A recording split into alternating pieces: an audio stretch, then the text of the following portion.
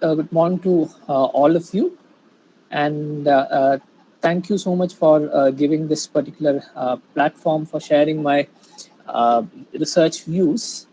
And before I begin with the talk, I thought I'll just talk a few things about the institute where I belong. As mentioned already, like I'm from IIIT Kottayam, and IIIT Kottayam is an institute which is very close to St. Joseph Pala, hardly, I mean, less than 10 kilometers, right? So, uh, so basically, it's a kind of new institution which was established hardly 6 7 years back, or to be specific, it was established in the year 2015, and right now, we have various courses, both UG and PG courses. In the UG courses comprises of BTech in Computer Science and Engineering and also BTech in Electronics and Communication. And when it comes to PG courses, we have a specifically tailored MTech for working professionals, which you have people from industry coming in and classes happening in holidays and on Saturdays and Sundays. And that's one of our flagship program where we have close to around 75 students from many prominent industries, including Microsoft, Adobe, Honeywell, etc. Just to mention a few. And in addition to that, we also have PhD programs in ECE, computer science, and mathematics. And PhD candidates also we have from industries as well as from academia. And with respect to the funding aspect, we have received industry funding from companies such as Microsoft, Volkswagen, Bell, etc. Just to, again, to name a few.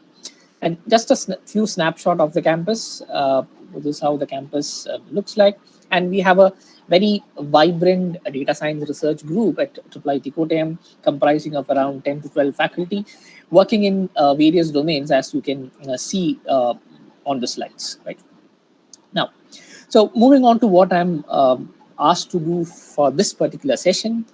So I thought I'll give a kind of a big picture about what kind of research is going on in the domain of data science. So I'm sure in the past 3 4 days, you had a lot of sessions with respect to data science, and I'm sure you would have seen a lot of use cases as well as a lot of practical aspect with respect to data science. So I'll just add on something on top of that in such a way that you will, if any one of you wish to pursue any sort of research career in data science, maybe this talk might be beneficial to you. So I'll try my level best to focus it in that way.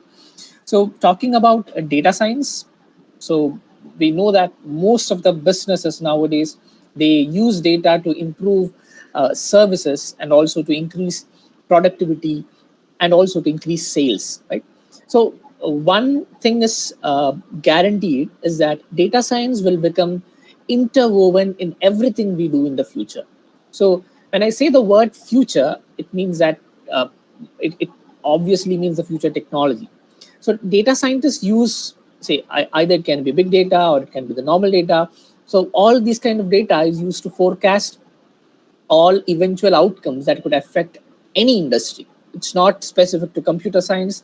It's not specific to maths. It is kind of can be applied to any domain you talk about, right? So this is true because data science has touched nearly every area, right from healthcare, where you can build machine learning models and can anticipate the patient outcomes or the side effects, or if you talk about any sort of transportation, say traffic management, where the algorithms can help you predicting the peak times and when it is the best time to travel during a particular time of the day, right? But on top of that, we need to remember that no algorithm or no ML model or no data science project is flawless. You can never really forecast a person's behavior without making adjustments for reality. Or, in other words, you cannot kind of generalize. So data science still can offer suggestions based on a real world data set to assist in kind of anticipating specific events in their best form. So this constant evolution of data and the data and basically the data science field has kept it at its peak in terms of trending career choices. So you can see there is a lot of hype with respect to data science. That is also true, but one thing is sure that we must constantly think about the future, like continually wondering about what particular technology is going to change the world. So the future is a broad and infinite series of possibilities where data science has a lot of role in that particular future. So, uh, what will be technology like in 2030, or possibly even further? Like, what will be technology in the year 2050? Right. So, whenever we talk about research, definitely we need to do or we need to pursue research in a domain where it has a lot of scope, right? So if you do certain research and after 10 years it is it kind of doesn't make any sense, then obviously such kind of research domains may not be fruitful from a career perspective, right? So talking about the outline of this particular talk, so I'll briefly start about a small introduction about the different challenges or the different opportunities in data science, and also I'll give a short description of the different job definitions that are possible in the case of a data science domain. Because when we talk about research, it's not only research, academia research, it's also about the research that is happening in industry. Right? So, so although data science builds on knowledge from computer science, engineering, maths, statistics, and other disciplines, data science is a unique field with many mysteries to unlock. So you can ask a lot of fundamental scientific questions and pressing problems of societal importance that can be linked to data science.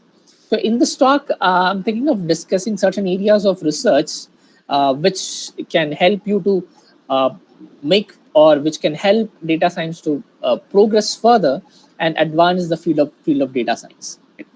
So, of course, when we talk about research, without teaching or without education, there is no point in talking about research. So that is the reason why I've added one particular subtopic like data science challenges in education. Then I'll move on to common challenges in data science, which are very uh, very trivial, and some of the things you might be already knowing. And towards the end, I'll talk more about research challenges, and specifically, I'll be talking about 5 different challenges which are kind of relevant and which might be helpful if you're planning to pursue a research career in data science. So, before we talk about data science research or data science challenges, so there are different job definitions in the ML and data science arena. So a data scientist can be mentioned or can be called as someone who's focused on collecting, interpreting, and processing data sets. So maybe a data scientist may be running statistical and explanatory analysis on data, and it can be even related to machine learning. A data scientist may work on data collection, feature engineering, model building, and more, right? And he or she may be working with Python or R in a notebook environment, and they are usually the first one to build out an organization's machine learning models. So that is the significance of data scientist, right? Now, when it comes to data engineer, they are focused on more on the infrastructure and workflows powering an organization's data.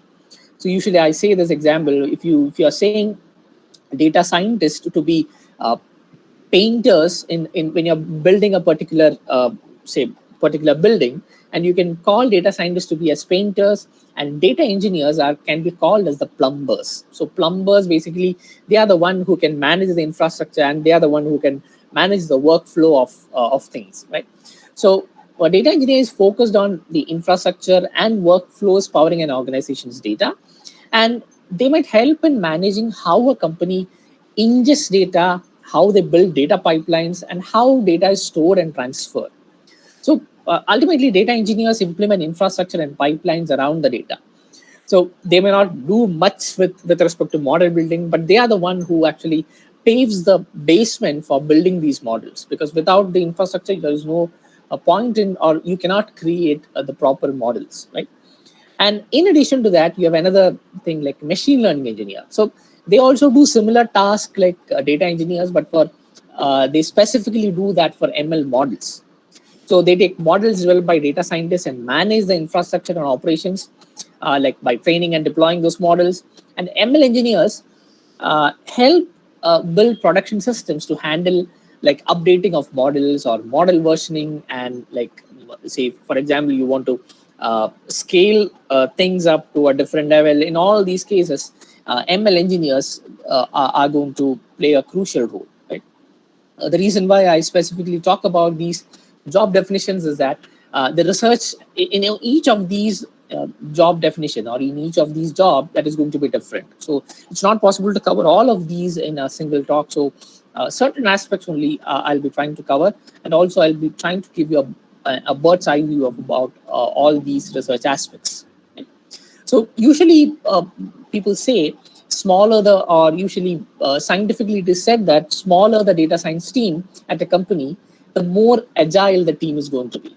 So because in data science, a single person, there is a chance that a single person might be playing multiple roles.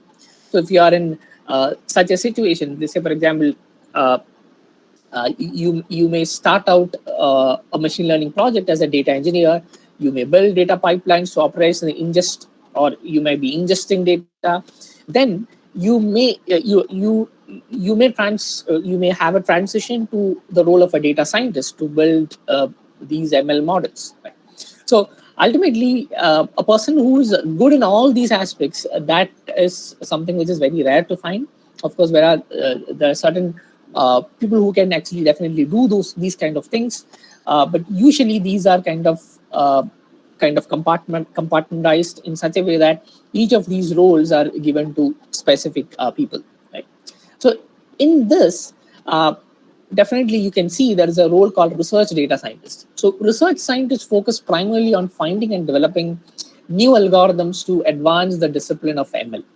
So this could include a variety of subfields like machine learning or model architecture. And in that, you can have specific subdomains such as NLP, natural language processing, or computer vision. And in ML, you can think about specific things like, say, hyperparameter tuning, then model interpretability, and more. Right?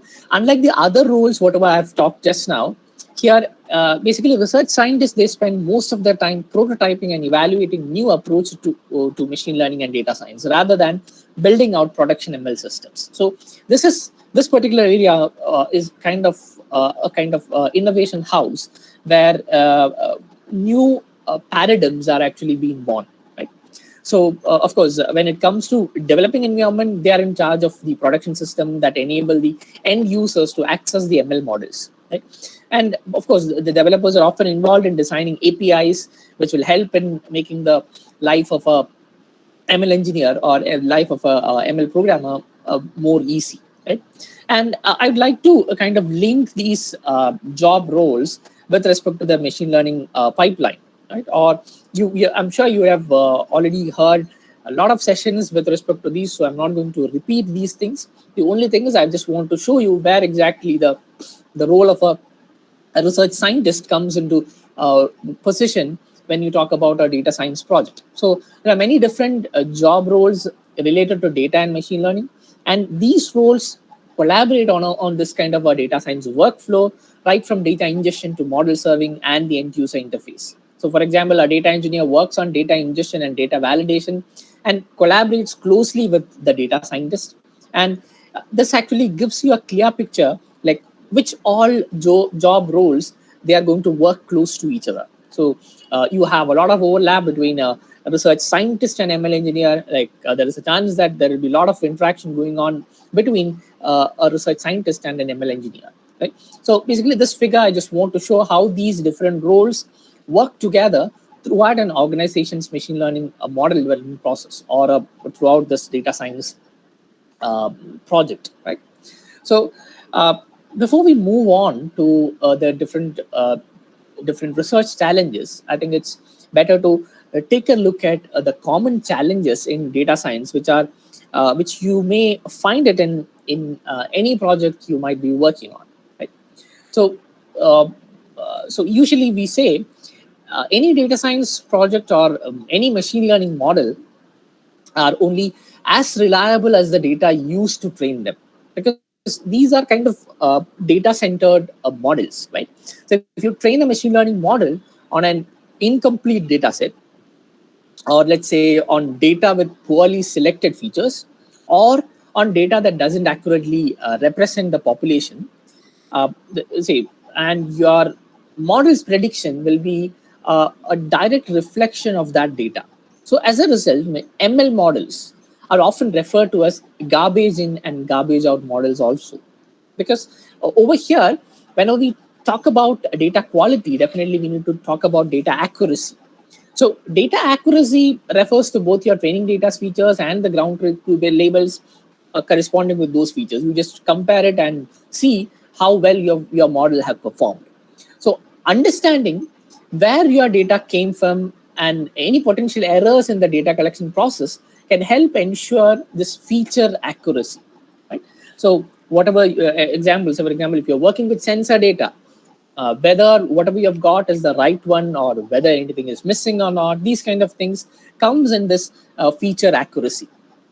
So after your data has been collected, it's important to do a thorough analysis to screen for, say, typos, duplicate entries, inconsistencies in the data, missing features, or any other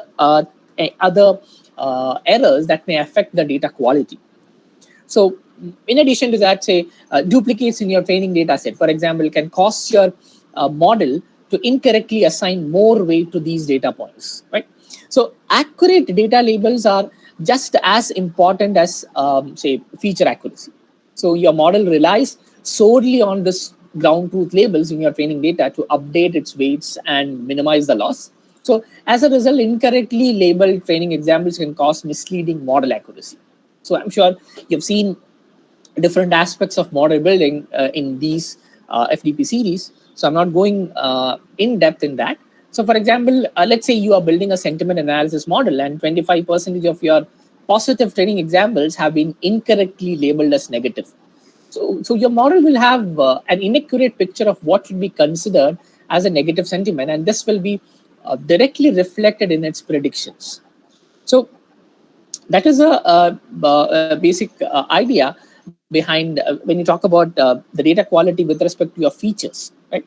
So to understand data completeness, let's say you're training a model to identify cat breeds, right? So you train the model on an extensive data set of cat images, and the resulting model is able to classify images into 1 to 10 different possible, say, cat categories. So you have an Indian cat, you have a Bengal cat, and you have a, say, you have a Siamese cat, just to name some few cat breeds, right? So imagine that your model is able to do this with 99% accuracy. So when you deploy your model to production, how you find that in addition to uploading cat photos for classification, some of your team members, they have, or some of your users have uploaded photos of dogs, and they just labeled it as cat. So obviously you will be disappointed with the model's results, because the model was trained only to identify 10 different cat breeds, and this is all it knows how to do. So these 10 breed categories are essentially the entire, or the model's entire world, or that is the world view of this model. So no matter what you send the model, you can expect it to slot it, or you can expect it to put it into any of these 10 categories. It may even do so with very high confidence for an image that looks nothing like a cat. So additionally, there's no way your model will be able to return kind of a, this is not a cat, right? So if this data and label weren't included in the training data set, so it depends on what kind of data you're going to give, right? So uh, again, the another aspect with respect to data quality is that data consistency. So for example, for large data sets, it's a very common procedure to divide the work of data collection and labeling among a group of people. So usually we do that very frequently whenever somebody wants to work with the very first time in an ML project. We used to give that particular person this kind of labeling task so that he'll understand what exactly we are actually doing in terms of this particular project, right? So developing a set of standards for this process can help to ensure consistency across our data set, since each person involved in this will be inevitably bringing their own biases to the process, like data completeness. Data inconsistencies can be found in both data features and labels. So for example, of inconsistent features, let's say you are collecting atmospheric data from temperature sensors for a IoT project. So if each sensor has been calibrated into different standards, this will result in inaccurate and unreliable model predictions, right? So inconsistency can also refer to data format.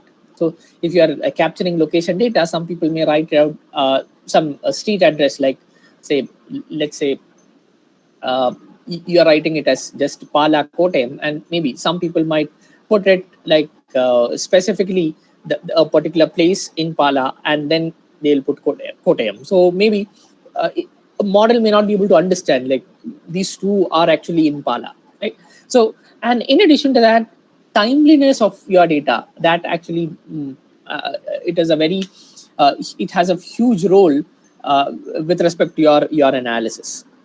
Right? So this is all with respect to data quality. And in addition to the data quality, another common challenge is actually the reproducibility. So this is one of the thing which is peculiar to machine learning and data science, because in traditional programming, the output of a program is reproducible and is guaranteed. Whenever you imagine that you're writing a program to add two numbers, whenever you give two positive numbers, it should give you an output. That imagine that that is your program. So whatever you do to that program, still, if you give two numbers, it will add it and it will give you the result. But machine learning models, on the other hand, they have an inherent element of randomness. So when training ML model, weights are initialized with random values, especially if you think about any deep learning algorithm which you are working on, you have a lot of randomness involved in that. So these weights then converge during training as the model iterates, reiterates, and learns from the data.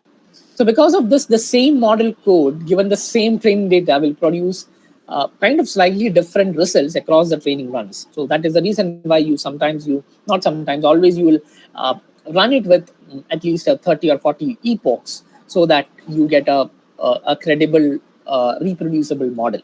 So but definitely there is a huge challenge of reproducibility in this ML as well as data science.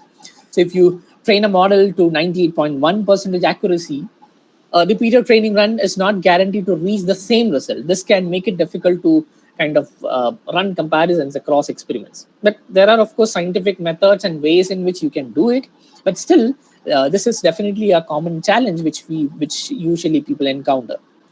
So reproducibility, it can also apply to machine learning framework dependencies. Imagine that you're working with a particular TensorFlow version and you have another update which is coming up with TensorFlow, and sometimes your model suddenly stops working, right? Which was perfectly fine before the update, and after the update it may not work. So this kind of reproducibility issues may also happen. And the third aspect with respect to the challenges in data science is all with respect to the data drift. So maybe while machine learning models typically they represent a static relationship between inputs and outputs, there is a possibility that data can change significantly over time. So data drift refers to the challenge of ensuring a ML model staying relevant, and that model predictions are an accurate reflection of an environment in which they are being used. For example, you are training a model to classify news article into headlines, like you take a headline and you need to classify whether it belongs to the category of politics, or whether it is belong to business, or whether it is belong to technology. So if you train and evaluate your model on historical news articles from 20th century, right, most likely it won't perform well on this current data. So imagine that even a word like, say, cloud, maybe a century back, cloud, whenever a person talks about cloud, people just have to go out and look at the sky for clouds, right? But now we know that terms like cloud computing, fog computing, these are not actually the thing which has the actual meaning, right? So and also a model trained on historical data would have no knowledge of this word. So if you do like this, then obviously your model is going to perform very, very badly, right? So this kind of drift is usually known as data drift, and you have other kinds of drift also, but right now I'm not going into that.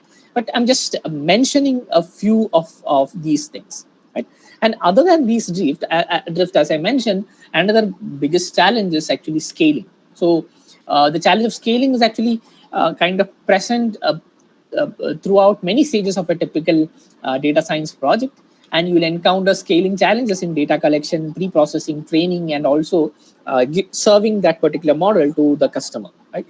So when ingesting and preparing the data for a machine learning model, the size of the data set will dictate the tooling required for your solution. So it is often the job of data engineers to build out data pipelines that can scale to handle data sets with millions of rows, right, or trillions of rows, right? So for model training, ML engineers are responsible for determining the necessary infrastructure required for that training jobs. So, and sometimes you may require special infrastructures like GPU or TPUs, right? And obviously, you require the help of these ML engineers and data engineers for achieving that. And another aspect is, which is the last challenge with respect to data science, is actually sometimes within an organization, you might be working or they might be working on or to achieve a particular goal, but the objectives might vary. You may have multiple objectives. So even though there is a single team responsible for building an ML model, many teams across an organization will make use of the model in some way. It may not be the same way that one person uses this thing, the other person is also going to use it for the same purpose. To understand this, how this play out in practice, let's say you're building a model to identify defective products from images.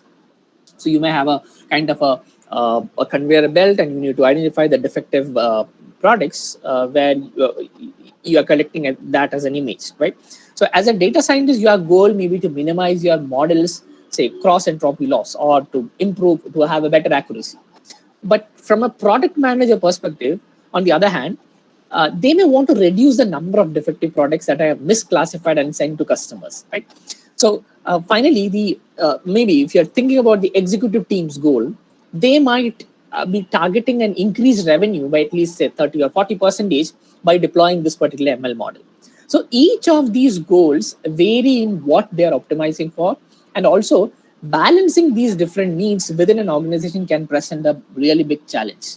So when defining the goals for your model, it's important to consider the needs of different teams across an organization and how each team's needs to relate back to the model by analyzing what is required by that particular team. So this may not be that much relevant with respect to academic research, but why I specifically mentioned this is that so that whenever you take a particular problem, you can definitely think that from different perspectives, and that definitely will add more value to your particular research. And also, especially when you're publishing something, definitely these different multiple objectives can have a lot of impact on getting your paper accepted in good journals, right?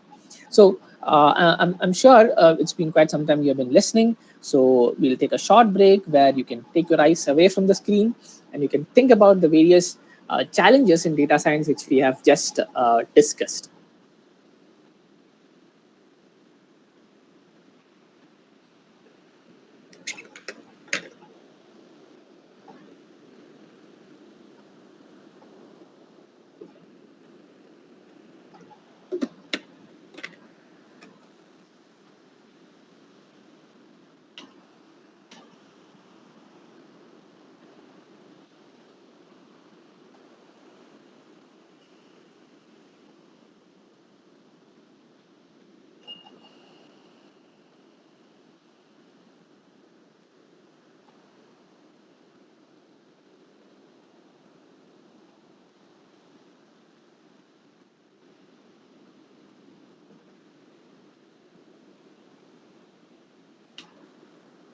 Okay, all right.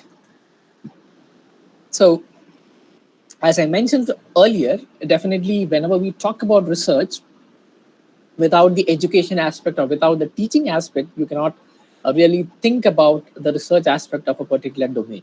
So definitely the last 16 months has been a really tough time with respect to the education, as well as with respect to the job perspective, and all these things, we are facing a lot of challenges. But one good thing that happened is definitely we can say that the year 2020 is definitely an year of digital disruption, because certain things which have taken 5 to 10 years have happened within a span of months. Just to mention one example, earlier most of the companies were reluctant to kind of move everything to the cloud. Now, without no other option, most of the, or 99% of the companies, they are ready to move to the cloud, right? So this kind of disruption wouldn't have been possible without this kind of a pandemic situation, right? So the current COVID-19 pandemic definitely demonstrates that understanding data is important, not only for scientists but also for everyone, because we also know certain things like test positivity rate, or what is how something is being spread, and what are the uh, what exactly is something like a pandemic model, what is that. So these kind of terms, even a common man has a kind of comprehensive understanding nowadays, right? So to understand the meaning of the data provided by popular print media or popular media regarding the pandemic, a basic understanding of data science principles is definitely required. And I'm sure in this time, a lot of education has been done because of the constant reading, even by a common man, right? So this huge recent growth in available data and machine power is increasing the demand for data scientists who can generate value from this data.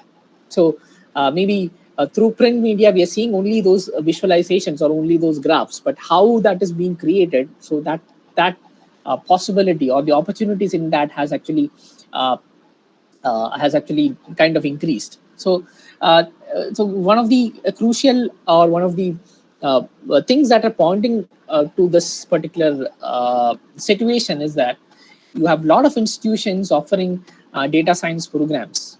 So even if you think about premier institutes like many IITs, they have started BTech program in data science, right?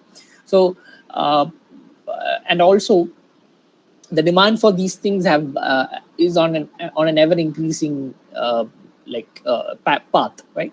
So this but to talk about this particular reality is that data science education is a very challenging, as it is a very young field of research. So I'm going to just highlight say few challenges with respect to data science education. So I'm just clustering these challenges into three categories. One is discipline, the other one is skills, and the other one is environment. So the category one, discipline.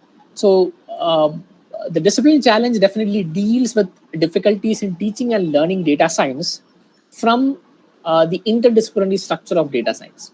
So this is something which we also encounter a lot of times, because even for our MTech programs, we have people from non-IT backgrounds. If somebody who has done BTech in mechanical engineering, and maybe working in some good company as a quality analyst, right? And he feels like learning data science, and so it's very challenging to take a session or take classes to these category of people, because it's very difficult to be if you cannot pump too much technical content right away, because that can really affect their learning, right? So data science, as I've already mentioned, is an interdisciplinary science lying in the intersection of say three disciplines, maybe computer science, maths, and statistics. And also, in addition to that, you require the domain knowledge of the data. So because of this thing, uh, we all always see students who have joined a particular course without much interest, maybe because of the parental pressure, or because of various other aspects, they would have joined the course. And I'm sure in all these engineering colleges, you have BTech students who have joined a particular course without their own interest. So data science is a domain which can actually kind of cater to these kind of students as well, because they might be, say, imagine that somebody who's really interested in journalism, but out of parental pressure or out of certain scenario, he was pushed on to BTech in computer science and engineering. So even such kind of a person, he can think about the aspects, he can think about the research, or he can think about the opportunities which are available by combining this data science with these journalism, or by combining computer science with this journalism, right? So due to this kind of a complex structure, or you have three different things coming in and overlapping with each other, it's not surprising that researchers have expressed in many different ways and opinions regarding the exact structure of this data science field. Maybe you'd have heard of, or you'd have seen Professor Drew Conway's diagram, which reflects the essence of these things. So you have all the three things overlapping, and you call that particular overlap as data science. So data science is a field of study where one can get a degree in data science, or you can get a job as a data scientist, or you can get funded by doing data science research. But is data science a discipline, or is it a branch of knowledge? Or if it is not, when it is going to be evolved, or how it is going to be distinct from other disciplines? So maybe few meta questions on whether data science is a discipline. Say, are there any deep diving questions in data science? If so, what are they? So each scientific discipline usually has one or more this kind of deep questions that drive its research agenda.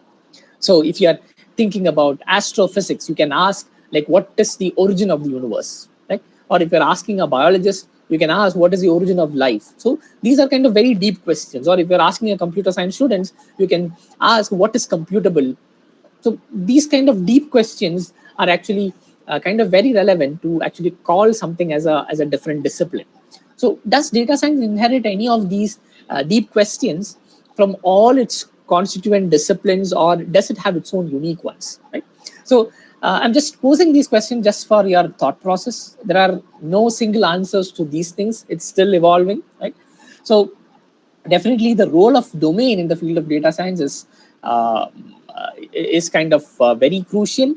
So can anyone study data science as we do computer science statistics without studying the context of a domain? That is not going to be possible. For example, if you're working on, say, some agricultural data, so most of the time, the AI part or the data science part of that particular project could be hardly 5%. 95% of your time and your 95% of your project will be spent on acquiring that domain knowledge.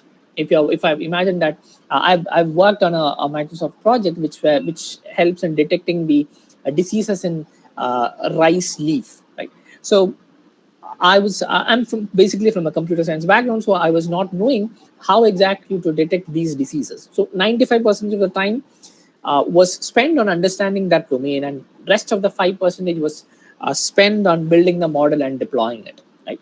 So definitely the data domain has a huge role in these aspects. So another question is, what makes data science data science? Is there a problem which is unique to data science that can kind of addressed by this particular new domain? So these are the certain questions you can ask before pursuing a research in data science. So these are still evolving and definitely has a huge role, right? And another aspect is with respect to the skills required to build this particular data science education, right? And as I mentioned, one thing I missed with respect to the cognitive load. So whenever we talk about teaching someone, the cognitive load theory, it attempts to kind of explain the interaction between our working memory and your long-term memory when learning new concepts, right? So our working memory is limited, unlike the capacity of our long-term memory, which is unlimited in comparison and is organized in schemes with different levels of complexity. So whenever we think about teaching someone, or whenever you introduce someone to this data science, there might be novice programmers and novice statisticians, and they may have no domain knowledge. And it follows that they have not yet constructed schemas of the main concepts in these fields. So then how do you actually deal with these things? So when the cognitive load is too high, the cognitive resources needed for construction of new schemas cannot be allocated, and the learning process is definitely affected. So maybe usually whenever we have a kind of heterogeneous class, it's really challenging to kind of put forth an idea across the whole class, right? And the second thing is with respect to skills or second category. So you may require non-technical skills such as critical thinking, attentive reading, effective communication, and also most of the time I used to tell my students you should tell your research analysis or tell your analytical analysis like a story. So then only like people will understand what exactly you have done and also what exact impact you have made out of your project, right? And in addition to that, definitely critical thinking is also required. And this is very closely related to research as well, that is ethics and research skills. So the need for a professional code of ethics for data science, that is also there, especially by HCM, IEEE, these kind of organizations. So when you talk about research skills, right? So any meaningful work in data science includes the basic stages of a research project, which includes asking research questions, gathering data, analyzing data, and finally presenting the results, right? So the data science student should therefore acquire some research skills. Usually it is acquired during, say, either your UG or PG or during the final stages of undergraduate studies, right? So if you introduce data science at the undergraduate level, we should consider teaching even research mindset and research methods as well. So specifically issues such as deciding on the volume and type of data needed for research and selecting and applying appropriate models for statistical tests should also be introduced in the introductory data science courses, right? And more importantly, the environment challenges of data science program, which address the teaching methods and also the diverse population of data science learners as well as teachers, right? So especially with respect to real life tasks, say you might have heard of things like project-based learning. You keep working on that project and then you understand those concepts just to solve the issues or problems you have encountered in that project, right? And especially the learner population, if you take it, is very diverse, as I mentioned, very heterogeneous, and people from different backgrounds and nowadays are willing to take up this data science education. So when it comes to data science teachers, it's something which is very really hard to find good data science teachers. So since data science is a very young field, it they may not, especially most of the data science people who are working in data science, they may not have learned data science in the UG level, including myself. When I was doing my UG, nobody has heard about this buzzword like data science, right? So there's a traditional of data science pedagogy. It has not been yet into proper shape, and its main teaching principles has not been yet formulated.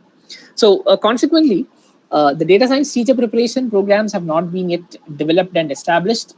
Like, but if you compare computer science or any other domain, you have a lot of those things happening. But I'm sure in the years to come, definitely these things are going to happen because that is the relevance of data science, right? So now coming on to the main part, which I've intended to give a talk. So that is with respect to the research challenges. So I thought I can list at least 10 to 12 challenges, but I thought because of the time constraint, I thought I limited to 5 different challenges. So one of the first research challenge is that basically it is the scientific understanding of learning in data science, especially if you think about deep learning. Nowadays, if you think about any UG student or PG students, everybody is so desperate to work with deep learning algorithms. It's a very good thing because deep learning as such is a very wonderful, framework where you can get your very good results, as well as you can sometimes it works like a magic box. Like you get very astounding results out of this deep learning framework, right? So as much as we admire the astonishing success of deep learning, we will lack a scientific understanding of why deep learning works so well. But still, majority of the people are behind it, right? So sometimes we do not understand the mathematical properties of deep learning algorithms or the models they produce. And sometimes we don't know how to explain why a particular model gives a particular kind of result and not the other way around, right? So I'll talk in depth about this first challenge, and later I'll talk a little bit about causal reasoning. So where we talk about the usually in ML, we find we create models to find patterns and to examine associations and correlation, particularly in large data sets. While the adoption of ML has opened many fruitful areas of research in economics, social science, public health, medicine, right? These fields definitely require methods that move beyond this correlational analysis, and they actually require causal questions, right? So a rich and very growing area of current study is actually revisiting this causal inference in the presence of large amounts of data. So even if you think about economists, they are devising new methods that incorporate the wealth of data now available into their mainstay causal reasoning techniques, because causal reasoning is something which is very much part of statistics and maths, and data scientists are nowadays beginning to explore multiple causal inference, not just to overcome some of the strong assumptions of univariate causal inference, but because most real world observations are due to multiple factors that interact with each other.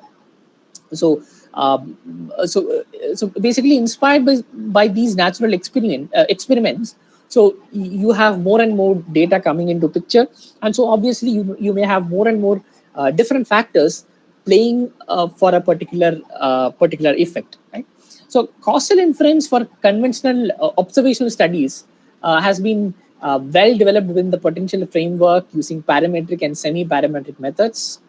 Just to mention a few, you would have heard of maximum likelihood estimation, or you would have heard of propensity score matching or G estimation, some of these things. So I'm not going into that, but something other than that, what else is happening in causal reasoning, that we'll see. And the third thing is with respect to multiple heterogeneous data sources and how do you call your data precious, right? So that also I'll talk. And towards the end, I'll talk about how to design and how to devise statistical methods for reproducibility and replicability of your particular ML model. And in the end, I'll just consolidate all these emerging data challenges into a kind of capsule kind of thing, and so that we will wind up with that. Now, it's been quite some time. I guess it's good to take a short break and just take your eyes away.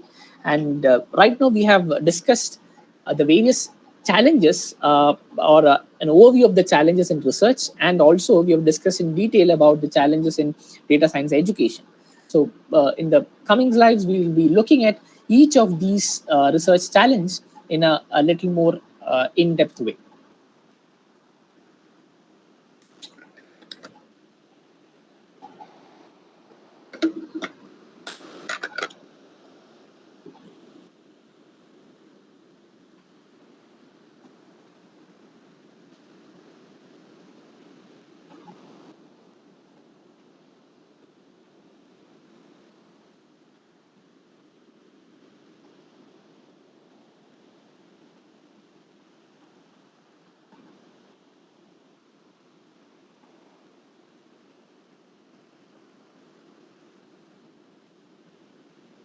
Okay, so as I mentioned, basically most of the time, one of the challenges that basically the scientific understanding of algorithms in data science. So usually it is a very common practice that, especially among the UG students, that they'll come to us, sir, I want to do a project in data science and especially in deep learning, I want to do. So what happens is there are a lot of codes available over the internet. So he'll just apply some of those or reuse some of those and come up with some result. And when we're asking like, how do you interpret this result? Most of the time, they are kind of clueless, right? So this is a common scenario which happens all around the world. So as per this thing, that's the reason why this is one of the biggest research challenge, that the scientific understanding of how exactly or why exactly something is happening. So let me tell you the relevance of this. So for example, there is an interesting case study which happened with respect to the US Army, where they were interested in developing a neural network algorithm that was able to detect tanks in images, or this kind of war tanks in images. So researchers developed an algorithm that was able to do this with remarkable accuracy, and everyone was kind of pretty happy with the result. So, however, when the algorithm was tested on additional images or on real thing, it performed very poorly. So this kind of confused the researchers, as the results have been so mind-blowing, very positive during the development, and what happened after that? They were kind of confused. So after a while of like everyone started scratching their heads, and finally they found out, uh, when you are looking at the two sets of images which was given to that particular deep learning model, the sky was darker in one set of images than in the other one.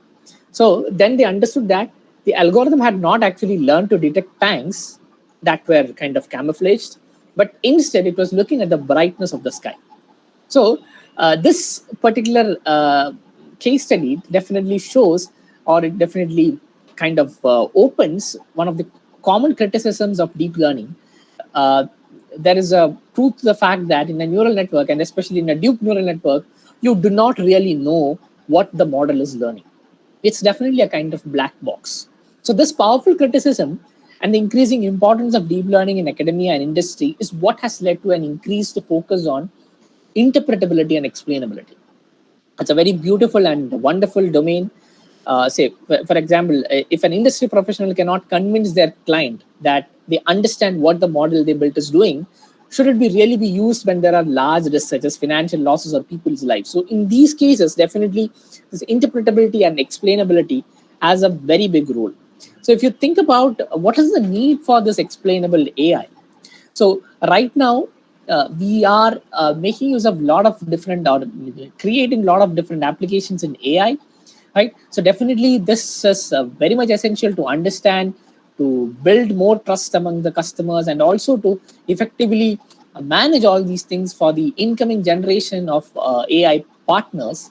So definitely this is very much required. So these are the maybe the set of 5 questions which can kind of tell you what is the need for explainable AI, why you need something, why not something else, and when do you make sure that the model has actually learned something, or when can you be sure that this is going to fail, when can I trust the model, or how do I correct a particular error in which has crept in this model, right? If a particular thing or particular technology can answer these questions, then definitely one such technology is actually explainability and interpretability. So at least some of you might be confused with these two keywords, explainability and interpretability. So as per the Webster dictionary, say the verb interpret, it basically means to explain or to present something in understandable terms. So in the context of machine learning and data science, we add an emphasis on providing explanation to humans, that is to explain or to present in understandable terms to a human being. Because most of the time, whatever things you get out of a model, especially in the case of deep learning, even if it tells that, hey, I have 99.99% accuracy, that accuracy it may have acquired, or it may have overfit, or undergone an overfitting, and that's how it is saying that it is 99.9% accurate. So in the context of ML and AI, explainability and interpretability are often used interchangeably. While they're very closely related, it's worth unpicking the differences, just to see how complicated things can become once you start digging deeper into ML systems. So interpretability is about the extent to which a cause and effect can be observed within a system. So this can be kind of linked to the second challenge which I mentioned earlier, the causal inference. So there I'll be giving you a different perspective, but this may look slightly similar, but it is not similar. So, or to put it in another way, what is the extent to which we are able to predict what is going to happen given a change in input or algorithmic parameters, or it's being able to look at an algorithm and say, yep, I can see what is happening here, right? So explainability, in the meanwhile, is the extent to which the internal mechanics of a machine learning or a deep learning uh, system can be explained in human terms. It's easy to miss the subtle difference with interpretability, but consider it like this: interpretability is all about to discern the mechanics without necessarily knowing why, and while at the same time, explainability is being able to quite literally explain what is happening. So think of it in this way: imagine that you are performing some sort of a science experiment, and the experiment might be interpretable so far as in so far as you can see what you're doing, right? But it is only really explainable once you dig into the chemistry behind what you see happening. You might be putting some chemical, you might be pouring some acids, and like something might be happening, but you'll be able to explain only if you dig into the chemistry behind that. But you will be able to interpret as far as you can see what you're doing, right? So this might be a little crude, but it is nevertheless a good starting point for thinking about how these two concepts relate to one another. So, so why exactly do we require interpretability? So the question that some of the people often ask is, why aren't we just content with the results of the model, and why are we so kind of desperate on knowing why a particular decision was made? A lot of this has to do with the impact that a model might have in the real world. For models which are merely meant to recommend movies will have far less impact than the ones created to predict the outcome of a drug. So, for example, we all know how much time it was taken for coming up with a vaccine for during this pandemic, right? So, definitely in these kind of things, you may have to consider all the different aspects, and in these cases, definitely explainability and interpretability has a huge role to play. So the problem is that a single metric, such as, say, imagine that a classification accuracy, is an incomplete description of most real world tasks. Because some of the benefits of interpretability, which brings along, is that it brings more reliability, it helps you in debugging, it actually keeps you informed with the feature engineering, whatever that is happening.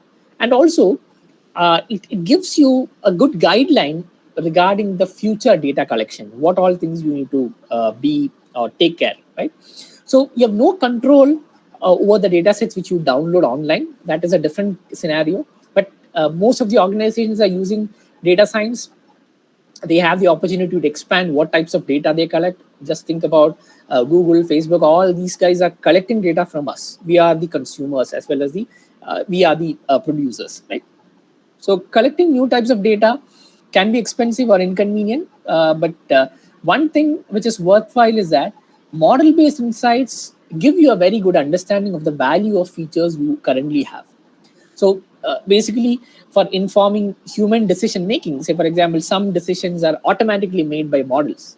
So Amazon doesn't have humans or somebody sitting there to show you whenever you go to their website, but many important decisions are made by humans. For these decisions, insights can be more valuable than predictions, right?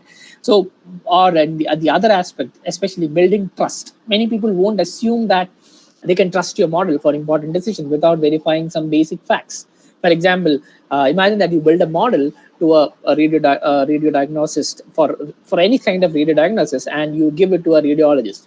A radiologist won't be trusting that model. He always trusts whatever he has learned and whatever he has seen over the years, right? So definitely this kind of interpretability is a very smart precaution given the frequency of data errors and human errors. So in practice, showing insights that fit their general understanding of the problem will help build trust even among people with little or a deep knowledge of data science, both the categories. But of course, there are certain trade-offs for this interpretability. If you think about normal models, such as normal ML models, such as logistic regression or decision tree, the interpretability is going to be on a higher side, but the complexity of these models are less. But as you move to the right, you have the deep neural networks with higher complexity and lesser interpretability. That is the trade-off between accuracy and interpretability. Whatever you see on the right may have more accuracy, but the interpretability factor might be a crucial thing to consider here. So all all algorithms in machine learning are to some extent black boxes, but definitely deep learning algorithms are definitely a black box. So the idea of this interpretability is actually to change these black boxes into glass boxes, right? So one of the key ideas of machine learning is that models are data driven. So the model is configured from the data. So this fundamentally leads to the problems such as, like, how do you actually interpret models? How do you ensure that they are transparent in their decision? Or how do you make sure that they are fair and statistically valid? So for something like, say, linear regression, the models are very well understood and highly interpretable, as I mentioned. But when you're moving something like support vector machine or a random forest model, again, your model gets more black, or you have a black box model, right? So definitely interpretability exists as a gray box of varying grayness, right? It so happens that the far end of our gray area is the neural network. So even further in this gray area is the deep network. When you have a deep neural network with around 1.5 billion or 2 billion parameters, such as the something which you are built for protein synthesis or DNA analysis, right? So I'm just reminded of an example of the Turing NLG model by Microsoft, which contained around 17 billion parameters, which is one fifth of around the 85 billion neurons present in human brain, right? So it is estimated there are close to 100 trillion neurons in human brain, right? So clearly, even with 17 billion, you have a lot of complexity involved in that, right? So how do you make sure that you interpret it in a proper way? So I'm not going in depth in this, but let me tell you, there are local interpretations as well as global interpretations, and there are a variety of different metrics which can help you in achieving this particular task. So, for example, you can have things like local interpretable model agnostic explanations, such as LIME framework, which is an excellent model for or excellent method which can be used for model agnostic local interpretation.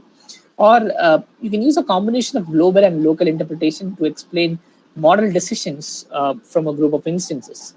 So as I mentioned earlier, or just now, so you have understood, there are two kinds of interpretability possible. One is model specific, the other one is model agnostic. So definitely model agnostic will have a kind of universal phase where you can adapt it to any of the even the advanced neural networks, such as any of the advanced neural networks such as RNN, CNN, or any of these things which you want to do, right? So and this will definitely help in improving the model transparency.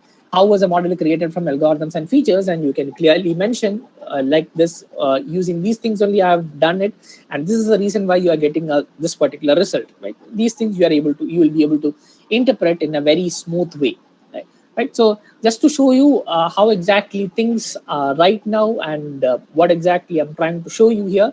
So today, you might be one of the most common things is you take a data set, you put it into some make use of this any of this ML algorithm, you get an output, and that's the end of the story. But I'm just giving you a hint on you should think more about that, like why something is happening, why not the other way, and when you are going to fail, and when you can trust the system, when not, right? So I'm just showing the same slide, and also something extra here. So, for example, for a particular use case, such as detecting ceasefire violations, right? For example, most of the modern warfare equipments, they are heavily relied on this analytics. So recently also we have seen many such instances. Basically, in these kind of scenarios, interpretability has a huge role in taking a decision, because that can even lead to war between two countries if your model goes wrong, right? So this is where the significance, and also in the basic ML chain, you can have this kind of an explainability added in. So I just mentioned it. The normal ML model, you have this explainability factor, and whatever that you show in that is shown in green arrows, that is actually the incorporation of domain knowledge that can promote scientifically consistent solutions. And also whatever that is in light gray box, they are the basic ML chain. And so on top of that, you are just adding some explainability. So that is one of the aspect, and definitely this can increase the transparency, interpretability, and the explainability. So definitely transparency will have different ingredients. That itself is a uh, kind of different say domain. So I'll not be going much into that, right? So one thing I just show here is definitely uh, this has got a huge role in explaining your output result, right? So maybe as of now, you may have a black box approach, but there are other approaches or attempts to scientifically explain the output in terms of the specific corresponding input given to a learned model. And here, the interpretation tools are heavily used, where the model is used only as a means to an end to explain the result, and it is not explicitly analyzed itself, right? So you can have this kind of a transparency, and also this whole design process. Say, for example, in scientific study, like such as post hoc analysis, where it consists of statistical analysis that were specified after the data were seen. So this typically creates a multiple testing problem, because each potential analysis is effectively a statistical test, right?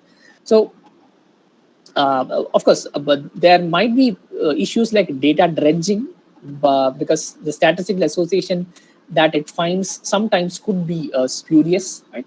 So that aspect is also another research domain, right?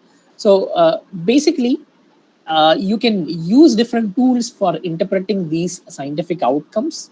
So these models can be designed in a transparent way, and the model design enforces that this model components are interpretable and scientifically explainable. And due to their design, scientific consistency, and the plausibility, it is ensured that even if it is that is not the primary goal, that becomes kind of a necessity when in the backdrop of this responsible AI. So basically, you have a lot of research scopes with respect to this interpretability and explainability. And I guess it's good to have a short break before we move on to the rest of these things. So right now we have what we have seen is one such challenge, where the challenges, various challenges in interpretability and understanding of ML algorithms. There are a lot of packages and tools available. So you can just take your eyes away from the screen for a minute, and then we'll come back.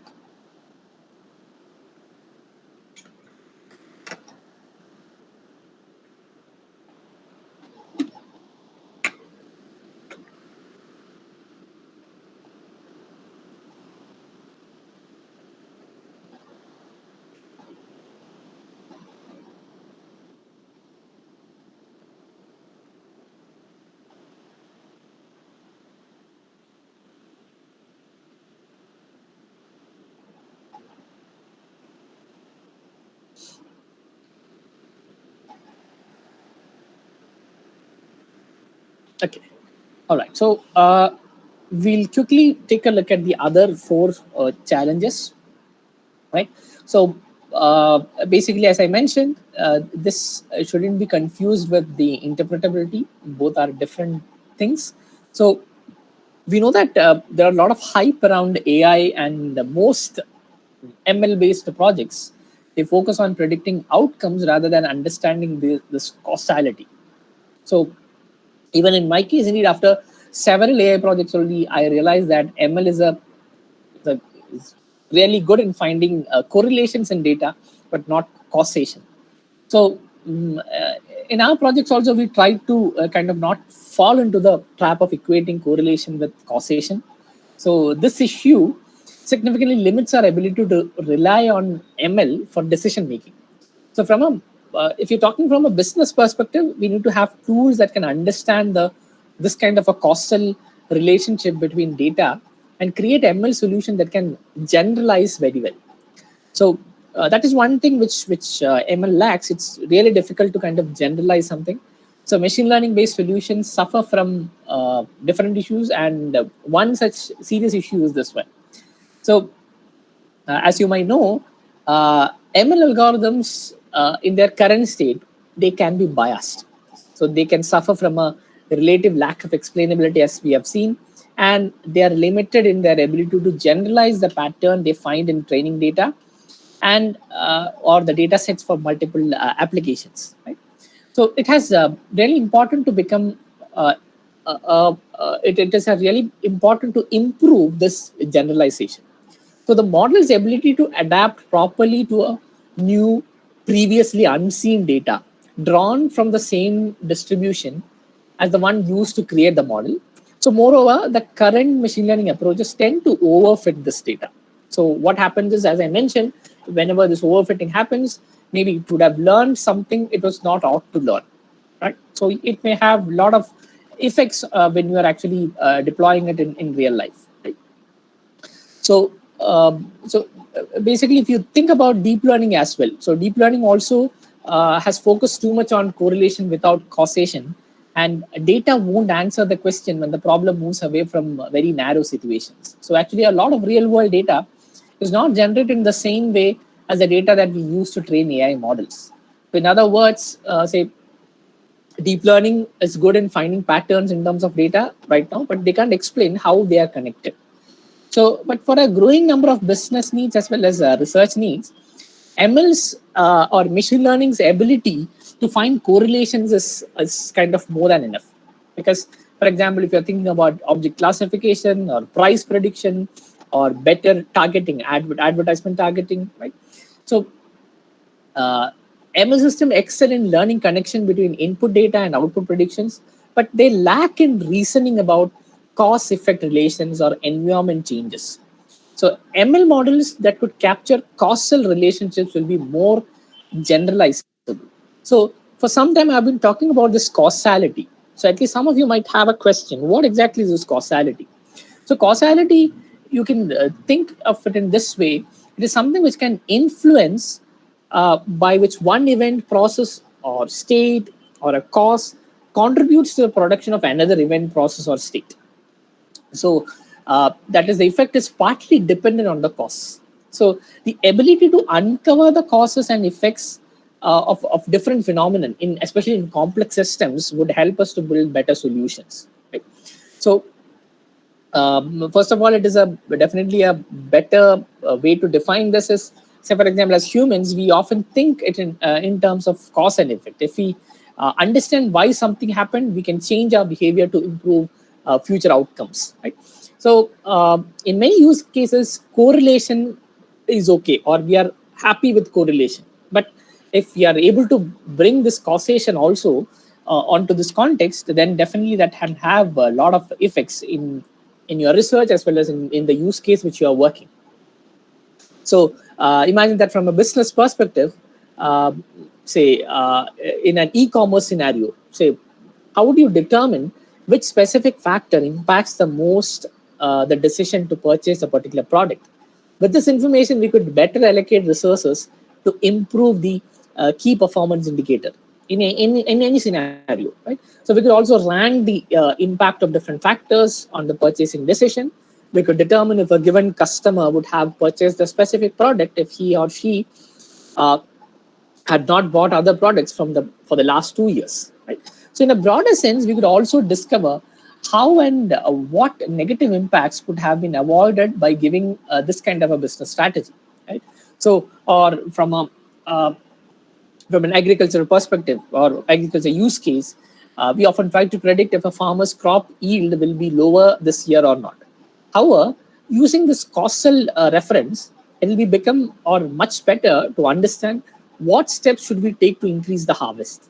So then that kind of causality, that is going to make more sense, and that is only when you have this causal inference, then only you have more human-like machine intelligence, or possibly you call that as artificial general intelligence, right?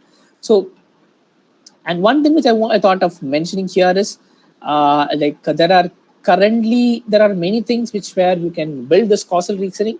One is meta learning causal structures, or there are something like structural equation modeling (SEM), right? And there is something called a causal Bayesian network. All these can definitely be crucial in your analysis or in your research. And finally, I want to mention about reinforcement learning and versus causality.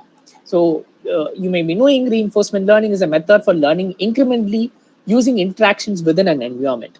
So some leading figures or some research, they suggest that RL, or reinforcement learning, is inherently causal in the sense uh, that the agent experiments with different actions and learns about how they affect performance through trial and error. So this type of learning is called model free because it can learn effective behaviors without having to learn an explicit model of how the world works. So in reinforcement learning, which is a model-free algorithm, it's an algorithm that kind of does not use the transition probability distribution, or so, which is always associated with Markov decision process, and which in reinforcement learning represent the problem to be solved. So ultimately, you can say that imagine that if the agent or the if that intelligent agent was given a horse instead of a bucket of water, it would not know what to do with it without learning from scratch, since it did not learn the causal relationship between water and fire. So, so basically, uh, what it is understood is that RL or reinforcement learning is more about testing a belief to find some optimal point in the search space, which is directly related to causality. And moving on quickly to the next challenge is all about data. So you're being bombarded with data right from the time you wake up till the time you sleep, right? Because as I mentioned earlier, we are actually both the producers and consumers of data in this world, and especially because of the pandemic, that data generation has actually kind of become kind of 20 or 30 fold, right? So but ultimately, but in these cases also, whenever if you're working on a research problem and if you're collecting data from scratch, sometimes collection of data itself could be very expensive. So say for example, and also for some problems you may have to collect lots of data from different data sources to kind of improve your models and to increase your models knowledge, right? So ultimately, especially that is more relevant in if you're working in a purely multidisciplinary domain, right? So it may not be that much relevant if you're working purely on a computer science research perspective. So this is going to be mostly on a multidisciplinary perspective, right? And the fourth challenge is going to be all about say reproducibility and replicability in the ML context. So as we have seen, very rapid deployment of systems in AI and machine learning in critical domains, especially in the domains such as autonomous vehicles, healthcare, human resource management, law enforcement, public safety, etc. So where you have these AI algorithms directly impacting human lives.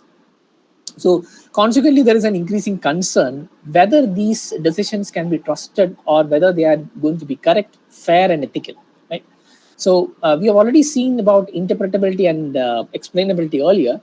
So I'm not going to mention that. So one approach to building trust is to providing explanations of the outcomes of this machine learning model. But at the same time, reproducibility and replicability in science is very much pivotal for improving the rigor and transparency in scientific research, especially when you're dealing with data, and also specifically if you're dealing with big data. So this includes data reproducibility, analysis reproducibility, and result replicability. So a rigorous, say for example, if you're thinking about any sort of study, obviously whatever you have got in one instance, you should be able to repeat it so that other persons can also achieve the same thing. Right? So for example, in a large scale, say the project name is I think UPS Orion project. It provide real-time optimized routing for companies' truck drivers. Right. So over here, what has happened is they have developed almost around 10 years. They were implementing this, and they got enough data, and several $100 million budget was spent on deployment, and they had a lot of other issues as well. So this happened way back in 2016. So they built a complex algorithm that needed to be built on servers as well as handheld devices, and ultimately that will give suggestions to the driver on which particular route he should take so that it is going to be more economical, right? And if you want to read more about this, there are certain things like whenever you take a left turn, there is a chance that you may consume less amount of fuel, Right? These are the inferences which we got, right? But one implication of the deployment challenge is that data scientists need to anticipate and be able to respond to deployment issues. So basically, whenever you need to deploy this kind of a huge project which runs for 8 to 10 years, sometimes the devices would have changed over the years, the technology would have changed. So, but when it comes to the deployment, the user need not be aware of these things, right? So definitely, if you are the components which you are trying to deploy, that if it is reproducible and replicable, then obviously the task is going to be much easier, right? So in view of this, one particular factor which you may have to constantly keep in mind is actually continuous model evaluation. So ultimately, the purpose of any ML model is to make inferences on data that it hasn't seen during training.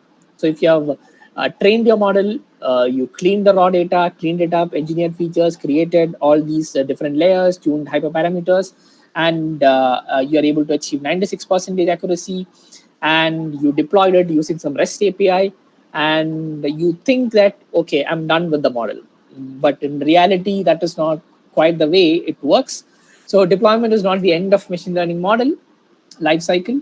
So how do you know that your model is working as expected in the hands of customers? So the reason why I mentioned this is the world is very dynamic, and as I mentioned, always things keeps changing, and you need to continuously evaluate your model so that it's still fit for the purpose, right? So what happens is the continued model evaluation is actually if you are doing this, it will help in understanding, and it will also help in detecting when a deployed model is no longer fit for that particular purpose. So I just changed the ML lifecycle. As you can see, this is one of the crucial steps, especially monitoring that model. So you can think that as a cyclic process where you constantly keep checking whether your model is okay or not, right? So this also has a lot of research elements, where how do you make sure that your model is very much adaptable. So as I mentioned, it's a continuous process, and you may have to search for data drift, you may have to search for concept drift, and you may have to do the required updates as and when required. So adaptable model means you may have to do this in a minimal way, or you may have to do this only maybe few times, right? But if a model is not adaptable, then what happens is you may have to have a very tough time in dealing with this kind of a model, right? And to just to wind up these things, so these are the emerging data challenges, right? So definitely when you say about data challenges, it has got a lot to do with statistical as well as data collections. So and also one good thing is that statisticians have in recent years taken up the challenge in developing new tools and methods for emerging data types, including say network data analysis, NLP, or video, image, and object-oriented data, and all these things are happening, right? So as I mentioned, model interpretability is going to be one of the crucial thing. Machine learning algorithms affect us every day. We use these algorithms to make decisions, and definitely we have the right to understand how a model arrives at its decisions and why people should trust it. So if you are going to use these algorithms to make legal, medical, and financial decisions for us, we need to make sure that we understand how a model was created and why it has arrived at a particular results. And also, AI and ML models are only as fair as the data they are trained on. So regarding fairness and bias, that also has a great significance with respect to the research challenge. And also with respect to data privacy, we have seen a lot of issues, and also a lot of news with respect to data privacy, because data is being collected on all of us nearly all the time. Whoever is possessing a smartphone, we know that we are being constantly, our data is being taken out, right? So it's getting harder to maintain any semblance of privacy. So we are continually providing information to companies to help them improve their business operations. Whether we are offering it our taste in music for better recommendations, or our location for route advice, or location advice, or our information about our health and identity, we need to be aware that the choices we are making and where our data is going. So that understanding should be there, and we should have the courage to ask for our data protection and also to maintain our privacy at every level. So unfortunately, in the Indian scenario, we don't have that many strong law framework which can actually ensure that. Maybe we can hope that in the future it will happen.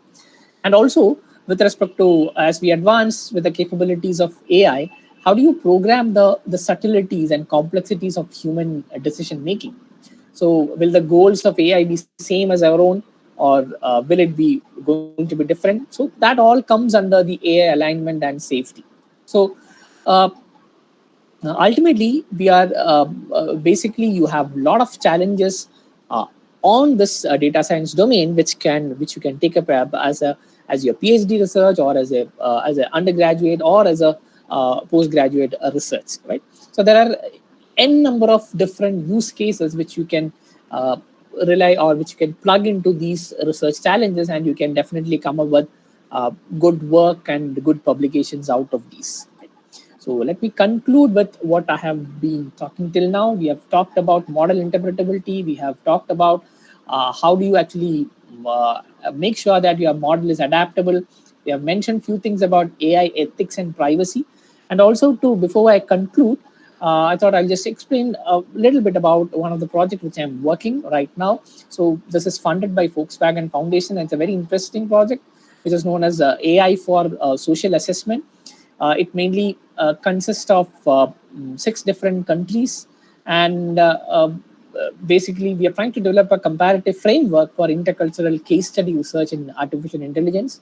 And also we have made use of a kind of ethical AI observations for kind of safe spaces, and also to find the project relevant solutions for basic research gaps in this kind of global and local AI governance.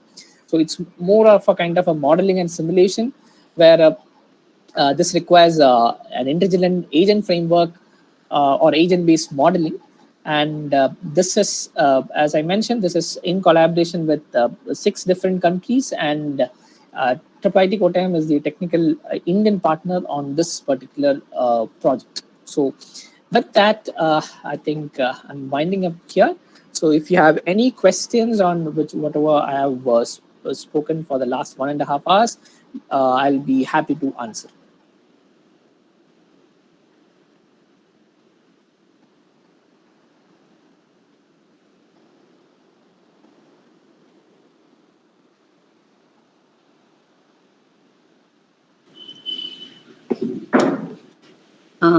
Am I audible? Can I ask? Yes. Go ahead. Okay. Sir, just a minute. I kept it in the speaker mode. Okay.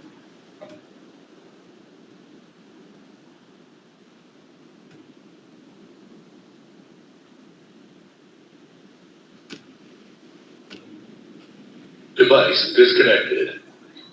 Yes, sir. Sir, thank you for the insights of the data science research with respect to academia research, and as well as industry perspectives. So as you rightly said, there is a gap between AI research and AI products. In order to make the model adaptability to the real world scenario or real world samples, so what are the things that we need to take care while during the research phase or while developing the model? Yeah, as I mentioned, so most of the, say, for example, if a UG student or even PhD, I've seen people doing research in computer science, but what they would have done is they would have reused certain things which are already existing onto a particular field, right? So, but when we talk about research, definitely this interpretability as well as explainability, that will have a lot of future. So especially if you think about the Niti Aayog report, the AI report, which released maybe a few months back, in that also specifically it is more about responsible AI. And when you think about responsible AI, interpretability, ethics, fairness, bias, all these things are kind of contained in this responsible AI.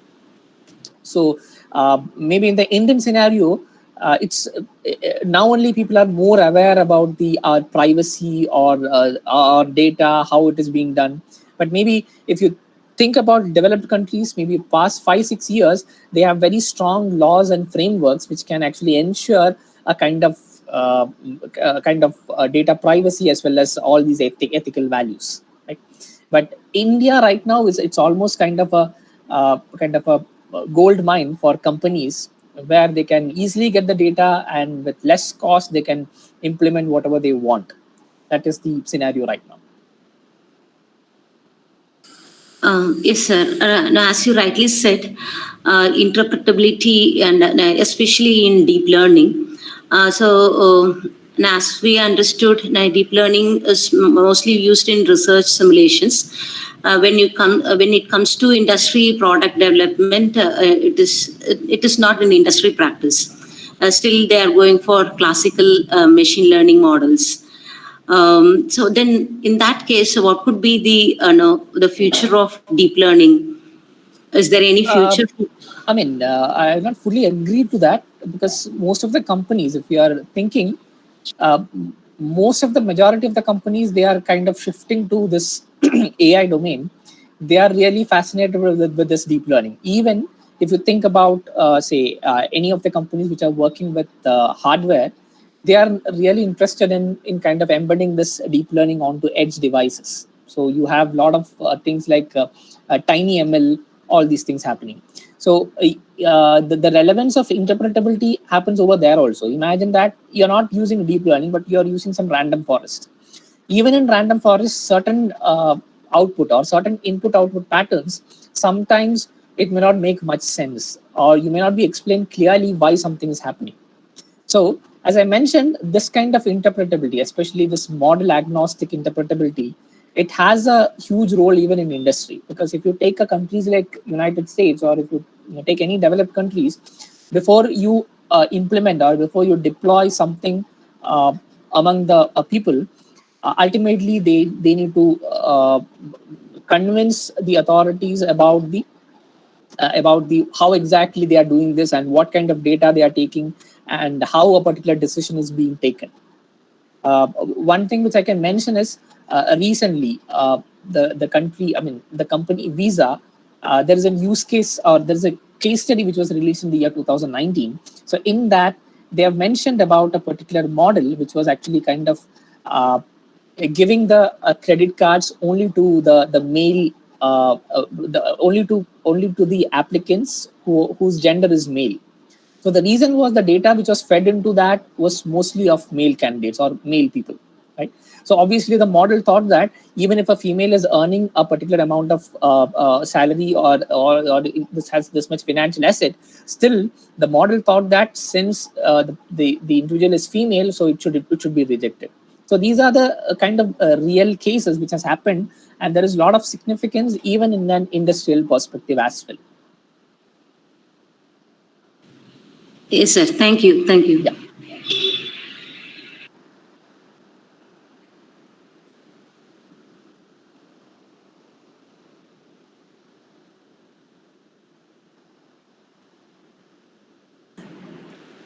Anyone else has any queries?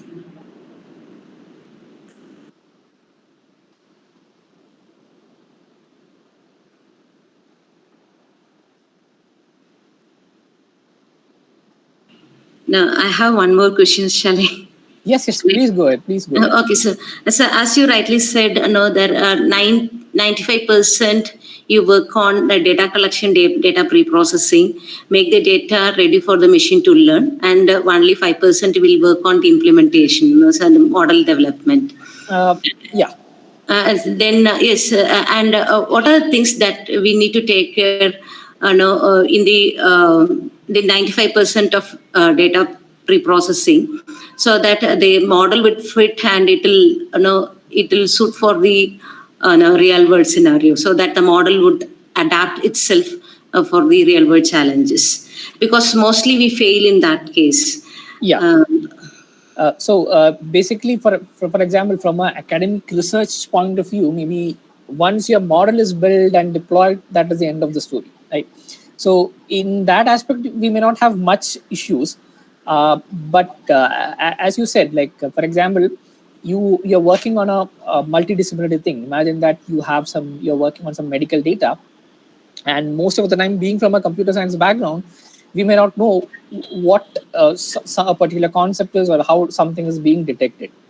So basically, what I mentioned is, for gaining that domain knowledge, maybe you may spend, say, 95% of the time. And when it comes to the model building aspect, maybe usual trend is 80% of the time, or 80% percentage of your effort will be mostly on this data collection, pre-processing, all these. Only 20% may be devoted for model building. Usually that is a trend. And also, one thing I'll add here is, from an academic research point of view, model building, and that will be the end of it. But if you are thinking about from a startup point of view or from an innovation point of view, imagine that you want this to be used by real people, and also you want to get real insights of that particular model which you have deployed.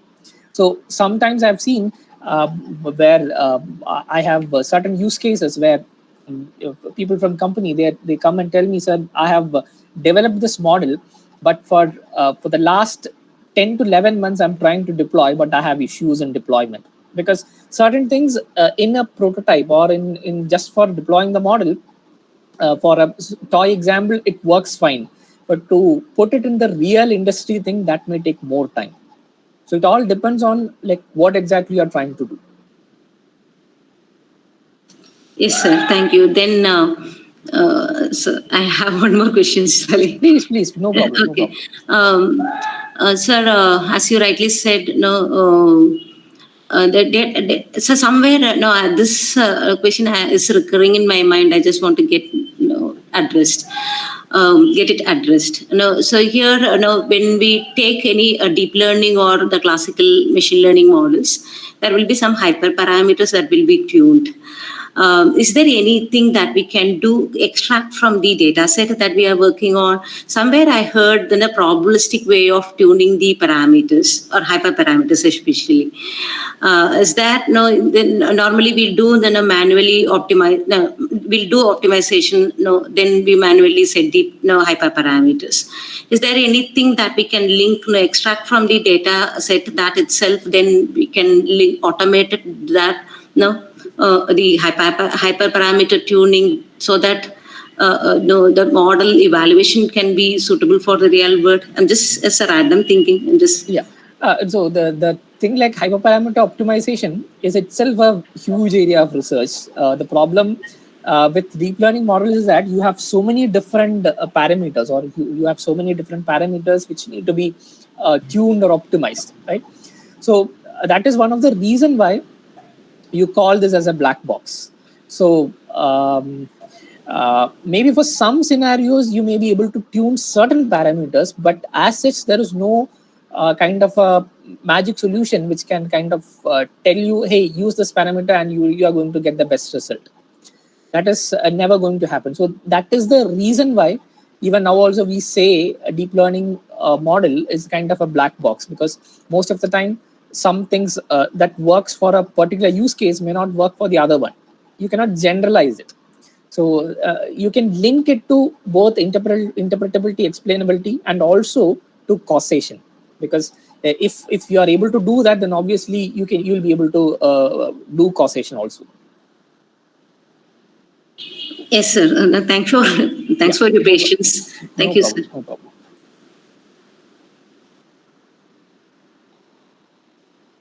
Any other queries?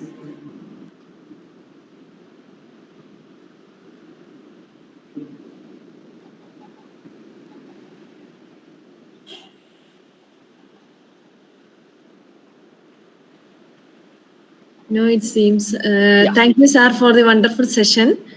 Now I invite somebody to say feedback about today's session.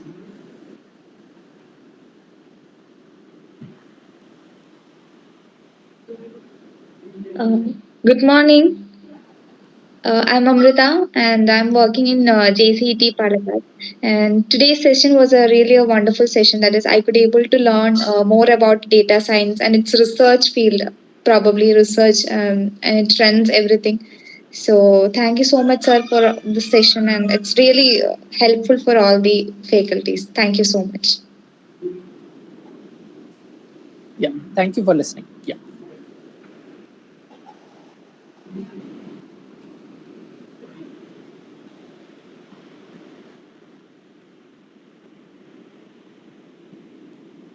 Is there anyone to say feedback?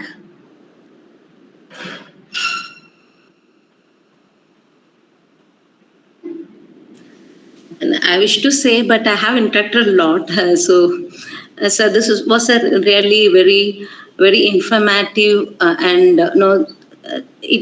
the session gave the complete insights of the data science research and all the challenges. So thank you, sir, for this very informative and useful session.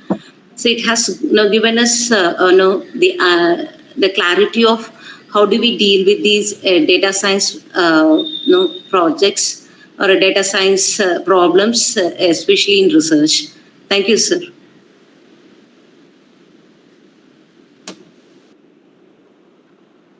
So I invite Professor Anita T. Nair to give a feedback about the overall FDP.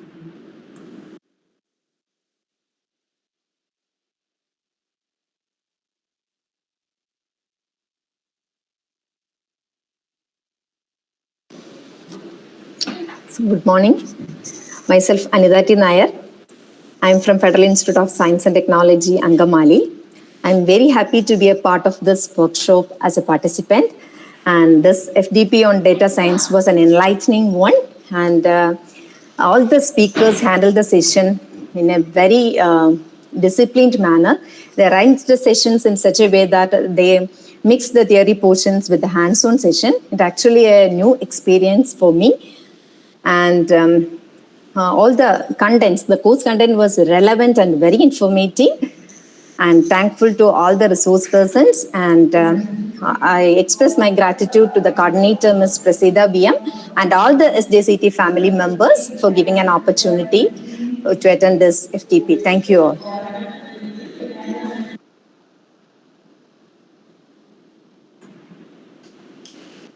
So today's morning session ends here, and the afternoon session will start by 1:30 p.m. Thank you, sir. Thank you once again.